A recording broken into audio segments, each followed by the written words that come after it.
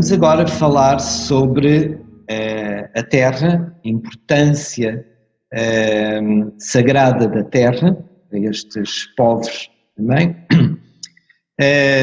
e que há quem presuma que talvez a primeira representação, ou as primeiras representações de divindade não fossem masculinas, como Deus Pai, etc., mas que possam ter estado associadas sim à deusa.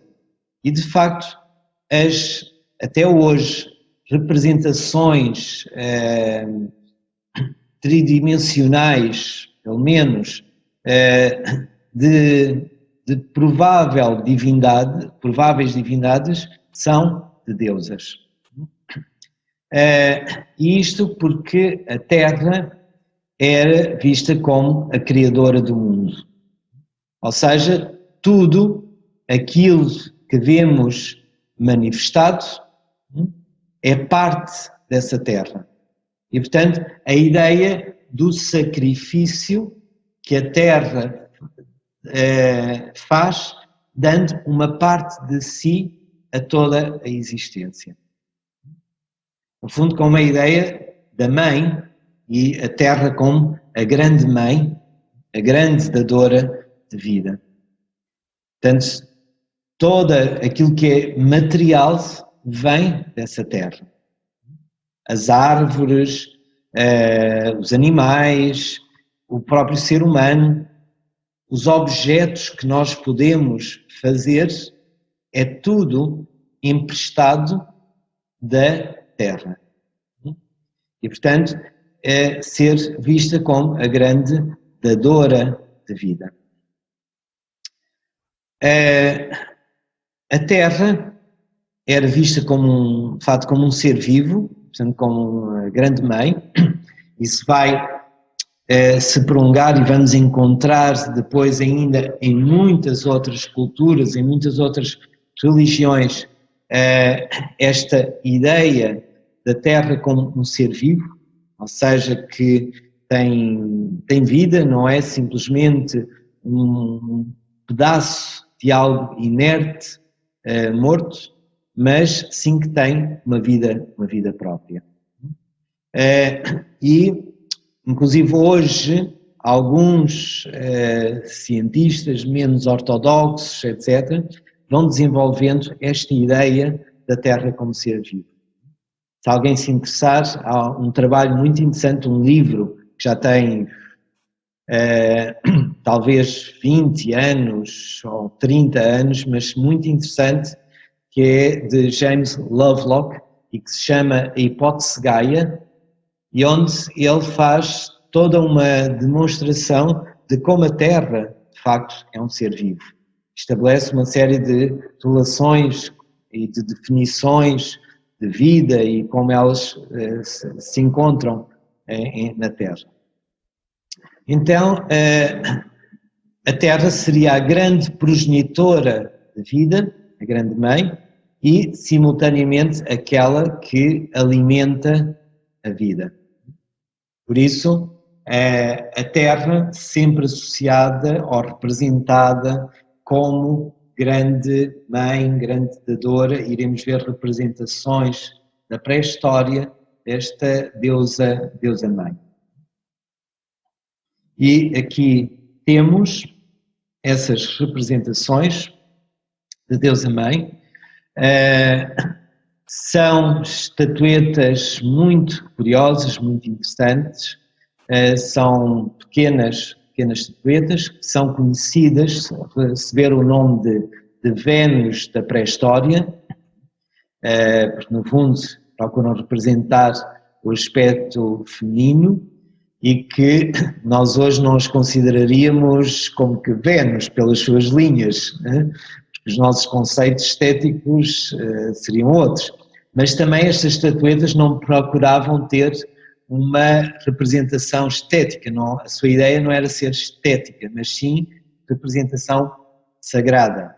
E, por isso, como procuravam representar o elemento sagrado da Terra, que tinha a ver com a dação de vida e o alimento de vida, pois representavam-nas de ancas largas e de peitos bastante volumosos, simbolizando essas ancas como a dação de vida, dar à luz, dar vida, e os peitos, o alimento da vida.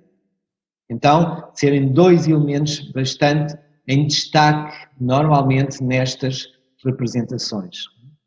Dizer-vos que nós hoje, as nossas cânones estéticos, tanto de muito magro, etc., muita elegância e tudo mais, há umas décadas, boas décadas, ou há um século, etc., atrás, era visto, uma mulher que fosse assim magra, era muito mal vista. Né?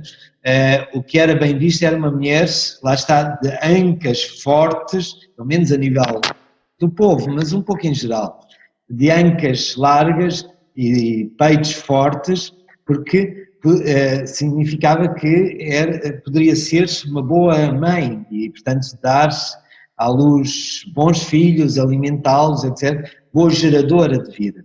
Portanto, a questão dos cânones estéticos vai mudando ao longo dos tempos, mas, volto a referir, aqui a função não era uma questão estética, mas esse aspecto simbólico com o realce dos elementos fundamentais de vida, de simbolismo da Mãe Terra. Encarna, por isso, estas deusas, o princípio da fertilidade, se expressam nessas linhas de ancas e de seios, e tem uma coisa curiosa, os arqueólogos presumem que possa ter essa função, não há certeza, mas é bem provável, bem viável que assim seja pelo seu simbolismo. As suas pernas terminam mais ou menos em ponta, pelo menos algumas delas que não estão partidas, terminam em ponta, e presume-se que estas estatuetas eram colocadas em terra como elemento de fertilização da própria terra ou de recolha dessa mesma energia telúrica, dessa energia de vida da terra para estas estatuetas que poderiam depois ser guardadas junto das mulheres para proporcionar fecundidade. Não sei se conhecem Monsanto e a tradição não é matrafonas, como é que é? Marfonas, acho que é assim, marfonas, que são umas bonecas que até se vende no meio da aldeia de Monsanto, etc.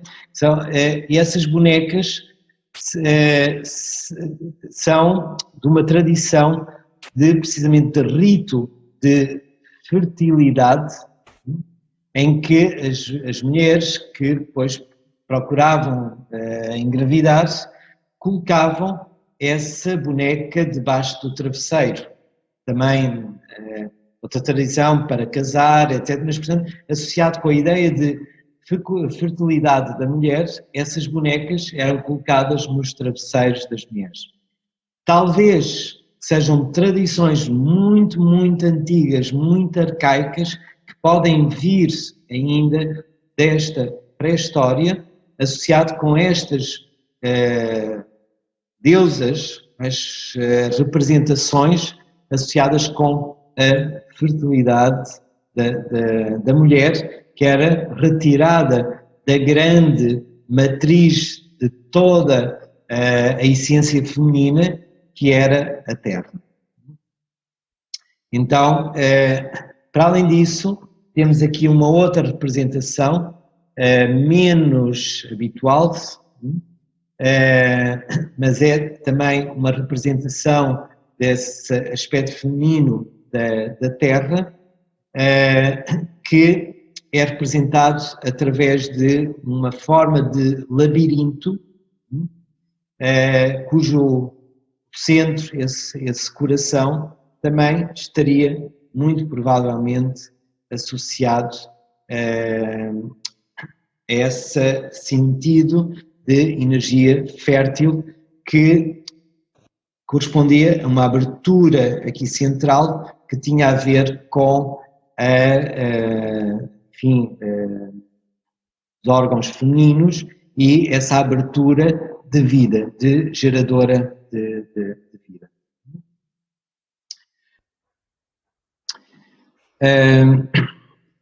A Terra, e se há pouco falámos da água associada ao Renascimento, pois também a Terra assume esse papel. E isso é muito nítido em alguns enterramentos da pré-história e que vamos ver também a mesma ideia em outras culturas. Quando chegarmos à América, por exemplo, iremos ver isso, em que muitos desses enterramentos eram realizados com o defunto em posição fetal, ou seja, como se fosse um feto, e que estava associado com a ideia de renascimento, ou seja, que a morte física era um nascimento espiritual. Então, havia, quando da morte, uma restituição à terra, à mãe terra, daquilo que tinha sido o seu empréstimo de matéria para expressar a vida e que a ela regressava. Então, as sepulturas estavam associadas a esta separação da dimensão física como retorno à Terra e o nascimento ou a libertação da alma, o nascimento espiritual.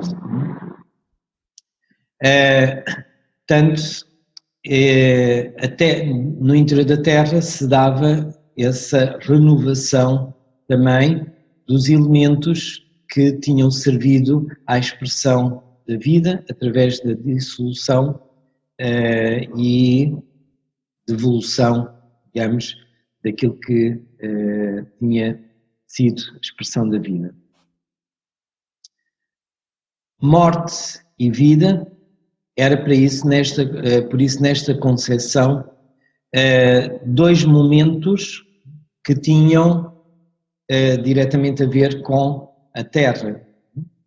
O nascimento com essa brotar, com essa dação da Mãe Terra e a morte que tinha a ver com esse retorno. Ou seja, tanto esses dois momentos cruciais da vida do ser humano, de chegada e de partida, eram consagrados pela terra. E que em algumas tribos, inclusive da África, hoje, e iremos também ver isso na próxima semana, quando entrarmos em África, que muitas vezes ou em algumas tribos, quando nascia uma criança, ela era depositada na terra como consagração à Mãe Terra. Então, dois marcos fundamentais da existência do ser humano devem-se ou estão intimamente relacionados. Mais tarde, e não resisto a fazer aqui esta relação, no próprio cristianismo, Maria, que lá está a raiz M também do nome Maria, que vai estar, ou vai ser consagrada a esses dois aspectos também. Um que é o nascimento, e o nascimento de Cristo, mas não só, é a concepção da vida, e não sei se alguma vez viram as virgens do Ó, que são virgens grávidas, e que estão associadas a esse nascimento.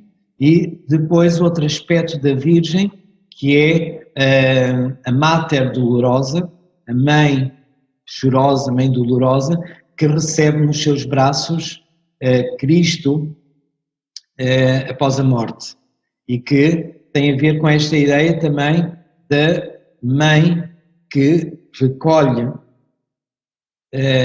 a vida no seu seio. Então, este duplo aspecto da Terra associado aos dois momentos cruciais da existência do ser humano.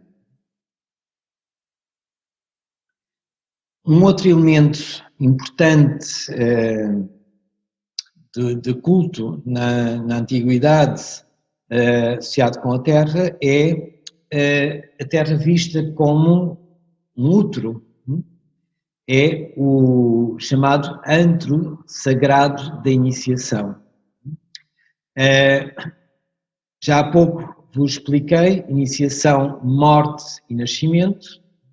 Então havia esta ideia da gruta como um útero, ou seja, onde se penetrava no seu interior como um processo também de dissolução, um processo de morte, e se saía renovado, ou seja, como um nascimento dessa mesma gruta.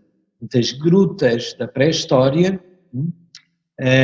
apesar de muita discussão, etc., sobre o seu sentido, na verdade, hoje é quase unânime esta ideia da gruta como lugar, como templo de iniciação.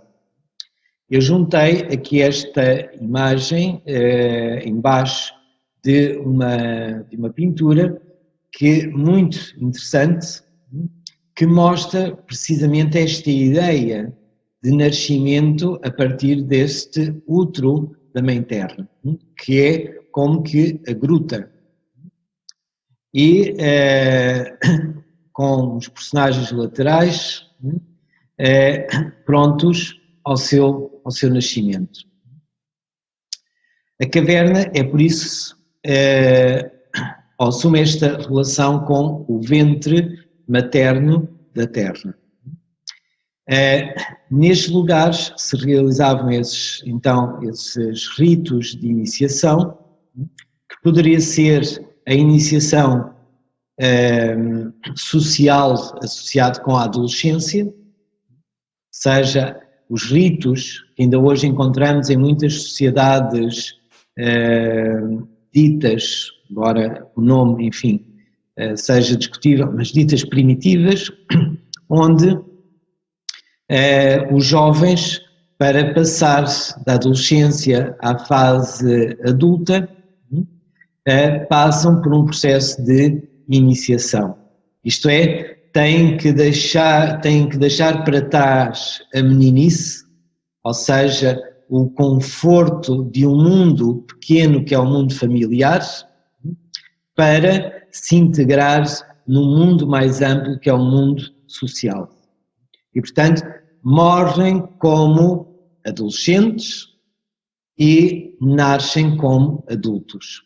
E, portanto, essa era uma forma de iniciação simples, mas importante, social.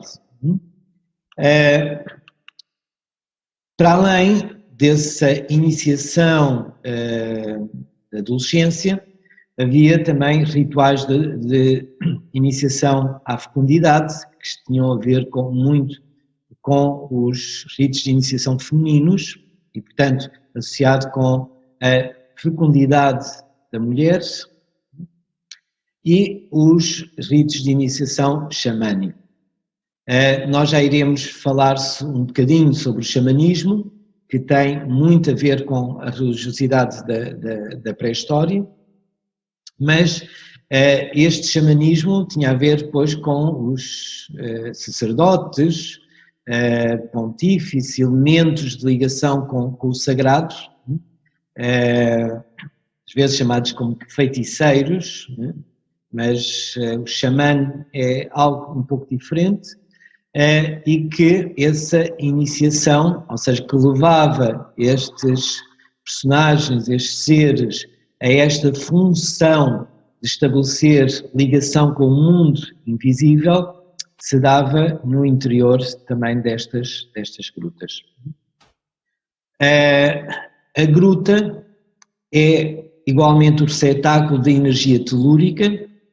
Como dizia há pouco, energia telúrica é o nome que se dá à energia que percorre o interior da Terra e, portanto, a energia telúrica está intimamente relacionada com uma energia de fecundidade ou de fertilidade. A gruta é também o labirinto, no sentido que é o lugar profundo, interior, que o ser humano tem que fazer, encontrar o caminho até ao seu centro, centro esse que é o centro de renovação, o centro de nascimento, a unidade do ser humano, tal como depois vamos encontrar os labirintos em outras culturas, nomeadamente na Grécia, com o labirinto em Creta, de Knossos, que estava associado ao percurso da vida que o ser humano tem que fazer para se conquistar a si mesmo.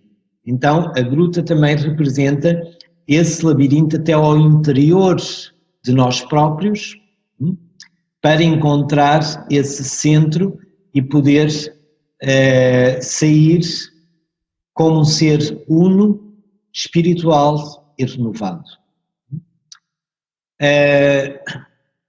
Matriz, porque está associada com o nascimento, e um ponto de passagem da terra para o céu. Lá está essa ideia de, há uma forma como que morrer para a matéria, como ser material, para nascer como um ser espiritual.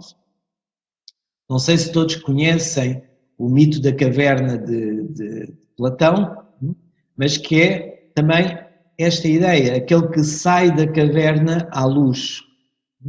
É o percurso a fazer das trevas à luz. Dentro de nós, fora de nós, nas diferentes dimensões.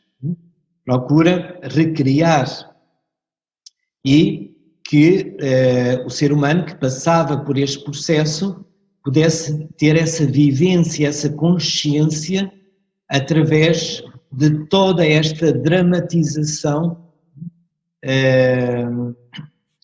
de entrar na escuridão, nessa escuridão, através de todas as pinturas, ter uma percepção do caminho de evolução, o caminho de consciência, o caminho espiritual, inspirar-se nos modelos, nos arquétipos representados por esses animais, se fortalecer e poder sair à luz do sol.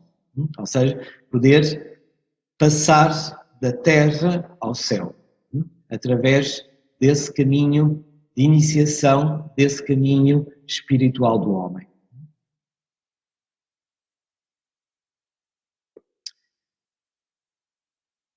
Para além das grutas,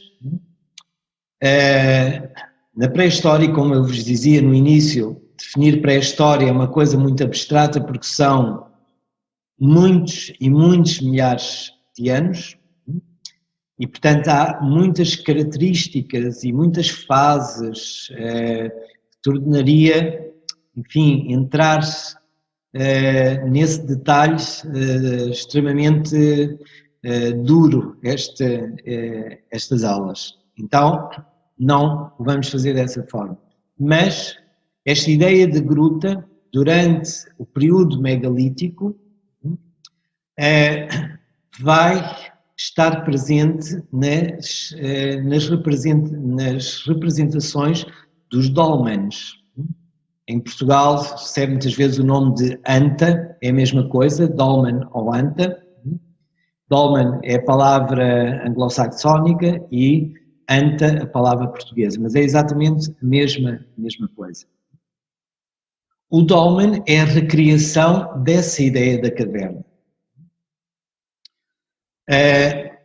Portugal tem muitos dolmens, é provável que já tenham visto algum, pelo menos em fotografia certamente que sim, e muitas vezes aparece, ou vemos as pedras ao alto com uma pedra em cima, mas essa estrutura é o esqueleto daquilo que teriam sido os dólmenes propriamente ditos, em que eram, como vemos aqui neste exemplar que estou a apontar, muitas vezes cobertos de terra, fazendo um montículo, um monte, que era também simbolizando o ventre da terra, o útero seria o interior, e portanto o ventre da terra. Aliás, quando ainda são encontradas cobertas de terra, em Portugal recebem o nome de mamôs. Mamôs porque é como se fosse uma mama. E estas antas, então, eram cobertas ou de terra ou de pedra. Aqui vemos há uma de Karnak, esta é portuguesa, mas, portanto, podiam ser cobertas de terra ou de pedra. A ideia era o mesmo, de levar-se através, em algumas delas que têm um corredor, nem todas têm, mas parte delas tem um corredor, como se fosse o canal vaginal que leva até ao útero da Terra. Então, aquele que ia realizar este rito de renovação, este rito de iniciação, tinha que passar por este corredor, normalmente um corredor, como podem ver aqui, muito baixo, ou seja, onde tinha que caminhar curvado ou mesmo deitado, como um sinal simultaneamente de humildade, de recolhimento, e entrar no interior deste antro, que era de forma circular, e aí não sabemos exatamente o que se realizava, esse rito, mas que depois saía deste dolmen, desta anta, como alguém que nasce, como um bebê, nascendo, não é, da sua mãe, aqui nascendo deste útero da Terra. Então, a ideia é de criar este regresso ad útero, ou seja, ao útero inicial, ao estado inicial, que é assim que o denomina Mircea Eliade, para daí nascer renovado. Portanto, é um lugar de morte e de renascimento. E nestas culturas, a ideia de morte e renovação e regeneração, renascimento, é algo que está sempre muito presente aí. Aqui temos um esquema que nos permite perceber realmente este canal e esta câmara interior que estava consagrada a isso. Estes lugares normalmente eram lugares também que já iremos falar um pouquinho, de lugares de forte presença de energia telúrica. E como eu vos dizia, energia telúrica é uma energia maternal, é uma energia de vida, de fecundidade, e por isso aí associado. Estas antas, ou estes dólmenes, foram utilizados até muito perto de nós, associados aos ritos de fecundidade. Ainda hoje, em Portugal, e não só, em muitos lugares da Europa onde existem estas antas, Ainda em lugares mais recônditos, lugares da aldeia, de interior, etc., estas antas, até há pouco tempo ainda, eram utilizadas pelas mulheres que não podiam ter filhos para se roçarem nas pedras ou escorregarem pelas pedras como forma de encontrar essa fecundidade. A gruta vai ser, a gruta que depois, sob a forma de anta, etc., vai ser modelo das próprias estruturas dos templos, principalmente daquilo que vão ser as criptas. As criptas, que eram lugares abaixo do nível da terra, a maior parte das catedrais têm criptas e que estão associadas com esta mesma ideia. Ou seja, como o lugar interior que permitia esta iniciação, este processo de transformação, de encontro com o mundo interior e de renovação.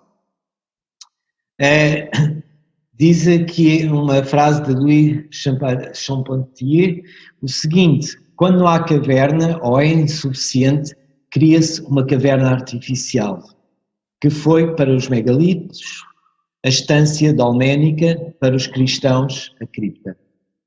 Eu coloquei esta imagem, não sei se a conhecem, é de uma anta no Alentejo, em Pavia, que foi cristianizada, ou seja, foi transformada numa capela. E isto aconteceu com muitas construções megalíticas. No Alentejo também existe uma outra anta transformada em capela, que é chamada Anta Capela de São Brizos, e porque quando o cristianismo procurava impor, colocar como culto, estes cultos ditos pagãos permaneceram, eram feitos um pouco na clandestinidade, às escondidas, etc., mas continuavam a realizar. Então, e isto não bastava proibir que se fizessem porque se continuavam a realizar. Então, o que a Igreja fez foi, costuma-se dizer, se não os consegues vencer, pois alia-te a eles. E o que a Igreja fez foi, como não conseguia destruir, de facto, estes cultos que estes povos consideravam que de facto tinham efeito, porque se não fosse, não os continuavam a realizar, ou seja, que este contacto com a energia fecunda da Terra se dava e depois parece obter resultados, o cristianismo cristianizou, adotando, a maior parte das vezes, associado com capelas da Virgem, fazendo aqui uma correlação e uma associação de elementos simbólicos e, portanto, transformando em capelas. As pedras, de facto, desde a pré-história e atrevo-me a dizer até aos próprios dias de hoje, e é verdade, não é um atrevimento, é assim mesmo, estão associadas com o poder de fecundação, ou poder de fertilidade das mulheres. Como dizia há pouco, isso persiste praticamente em toda a Europa. Em Portugal temos muitos vestígios desses cultos. Estas pedras que vemos aqui e que pois fazem parte de um cromlech no Alentejo, que é o cromlech dos almendres, e que tem uma forma ovoidal, ou seja, de ovo, que não dá para me estender na explicação, mas que muito provavelmente está associado com esta ideia do ovo e do nascimento, porque os seus círculos não são, na verdade, um círculo, são elipses que formam, fazem a forma de ovo, ou de ovos concêntricos, e coloquei esta imagem aqui também perto de Monsaraz, ou de Reguengos de Monsaraz, que é chamada Pedra dos Namorados, e como esta existem muitas outras espalhadas pelo país, e que ainda hoje se faz um culto que está associado ao casamento, mas já são um pouco também depois adaptações que se vão gerando ao longo dos tempos, que quem se quer casar depois atira, vira-se de costas para esta pedra e atira uma pedra que, se ficar pousada em cima, não sei se conseguem distinguir aí, tem uma série de pontos brancos em cima, que são pedras aí pousadas, pois se vai casar nesse ano. Destas pedras são, de facto, pedras de fertilidade. A própria pedra tem a forma de um útero, e, portanto, por essa razão, dessa forma, provavelmente ter sido utilizada desse modo.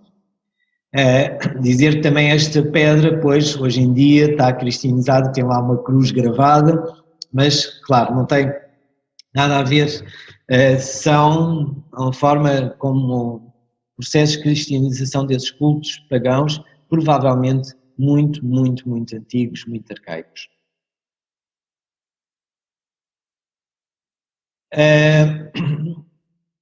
As grutas, e não só a questão da gruta, mas as chamadas pedras com orifício eram também um elemento de culto e de religiosidade muito importante na pré-história e em tempos muito arcaicos. Atravessar ou passar por uma pedra de orifício, seja ela a gruta, como vemos esta aqui, esta muito curiosa, mesmo no Brasil, isto para não pensarmos que apenas se refere à Europa, mas uma gruta no Brasil que se chama Gruta da Vagina, e podem ver, tem uma forma, de facto, que é muito semelhante, e esta mesma ideia, passar por este orifício é nascer.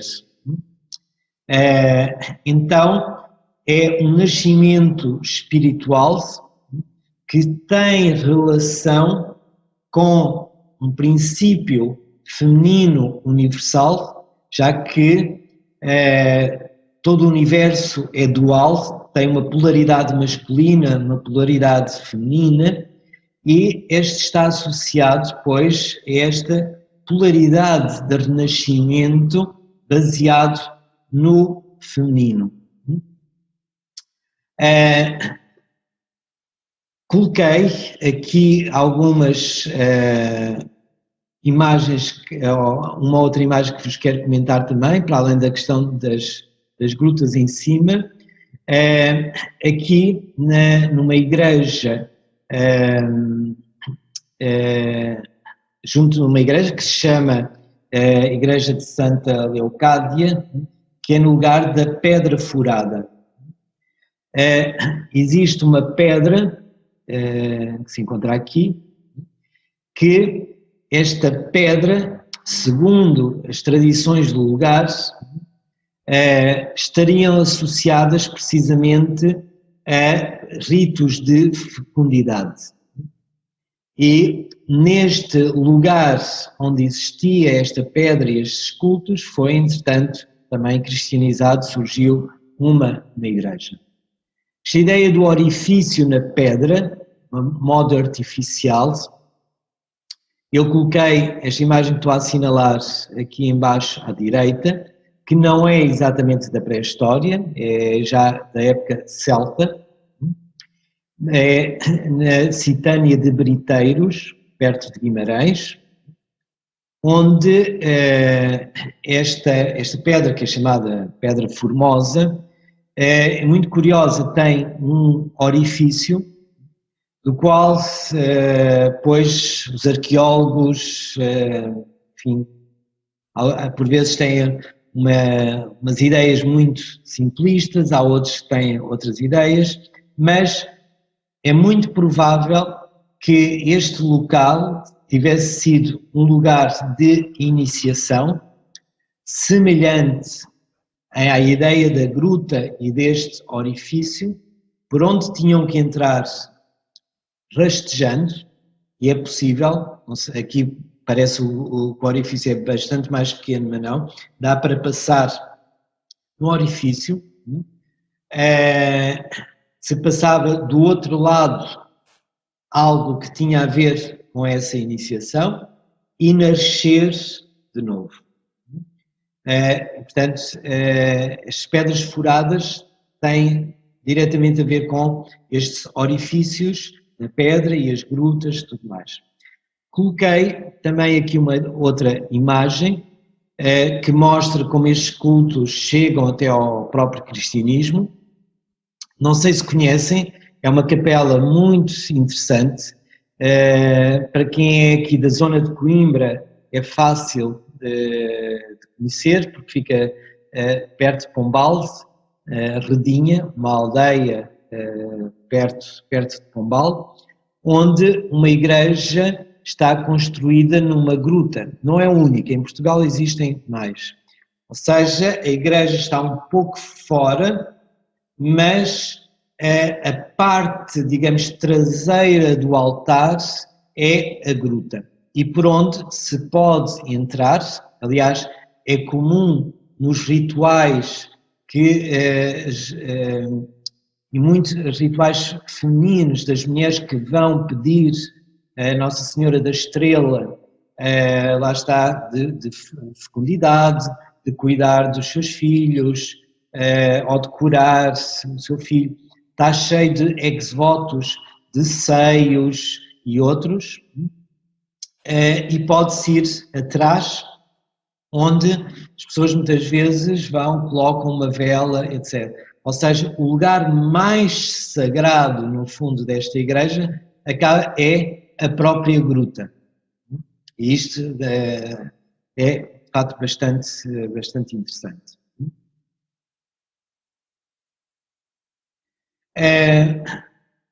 A cultura megalítica, que tem a ver, pois, com essa pré-história,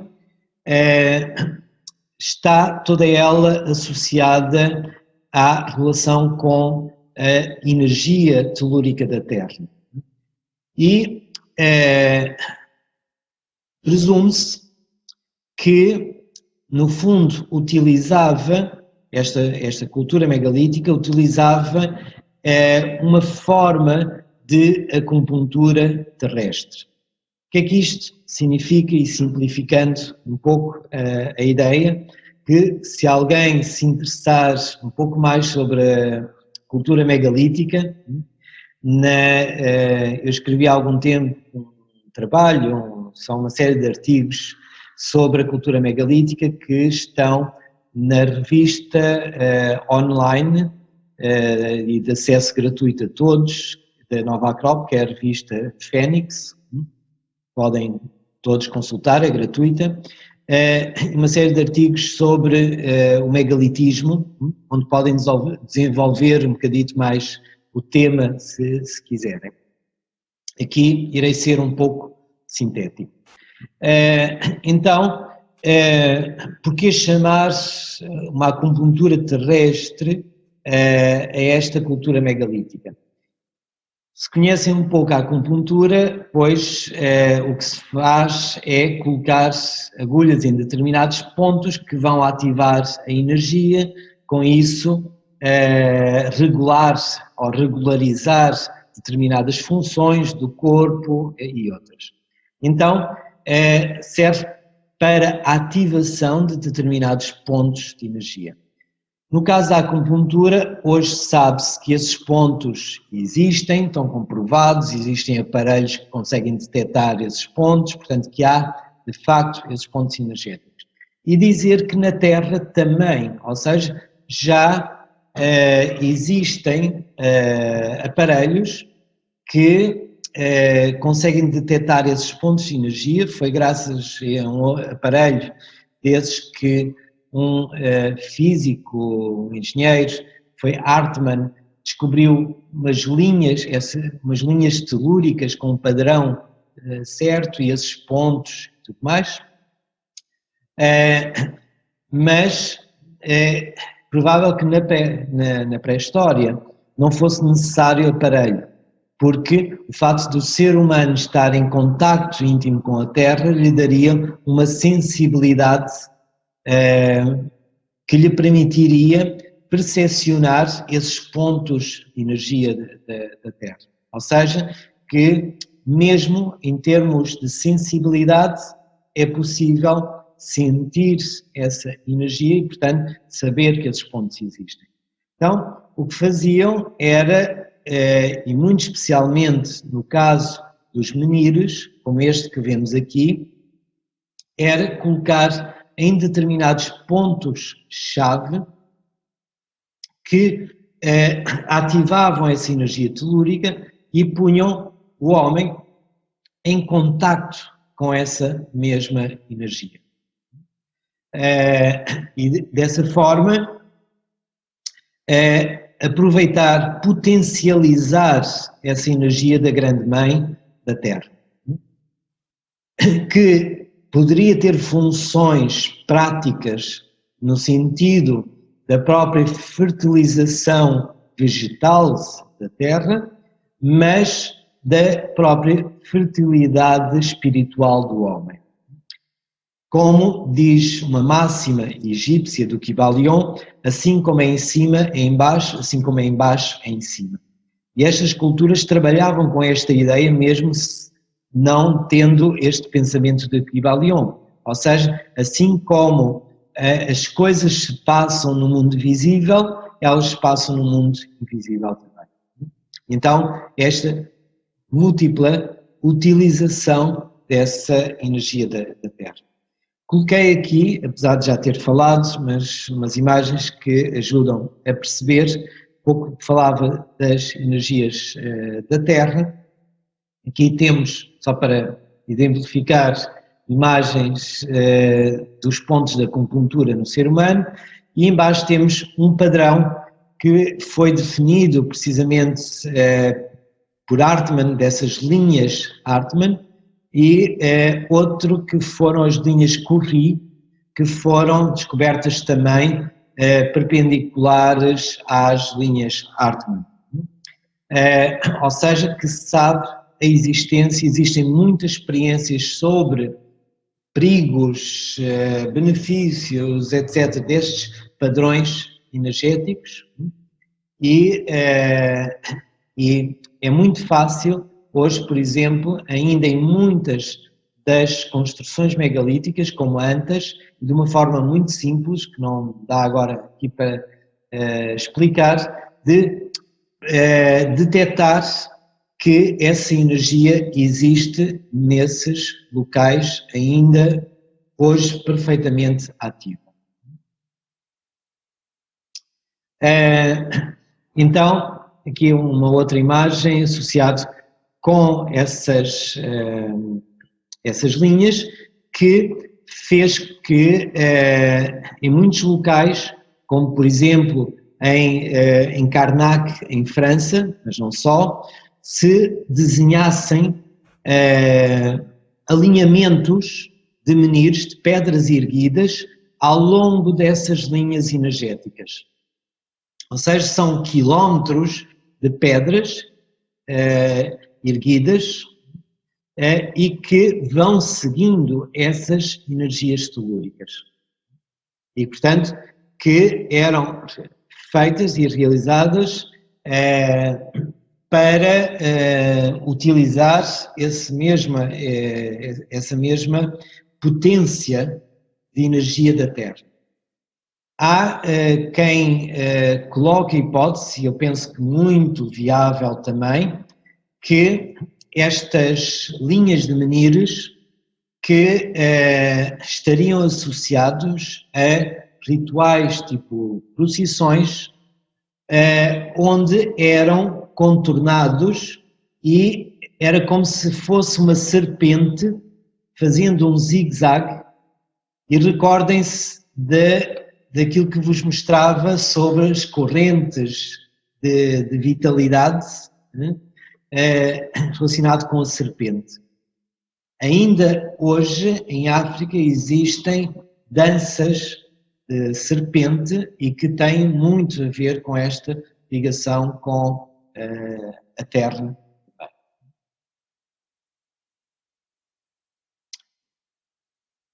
Ainda relacionado com a terra e a sua sacralidade, que é a pedra erguida, chamada também o Onfalos, ou umbigo do mundo, centro do mundo, era uma pedra que muitas vezes era erguida como representação do umbigo da Terra.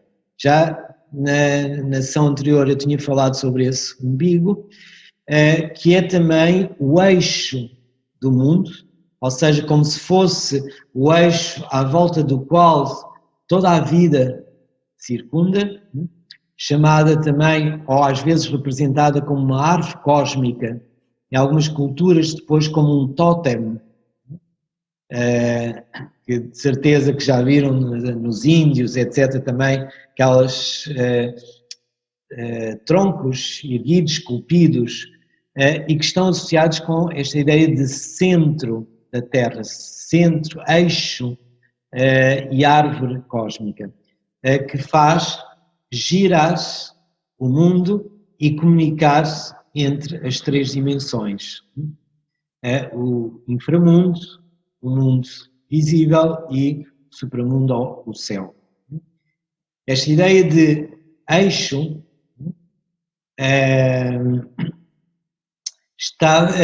ainda o encontramos em muitas tradições nossas, populares. Não sei se conhecem a dança das fitas, que é existe um pau central e os dançarinos, cada um tem uma fita de uma cor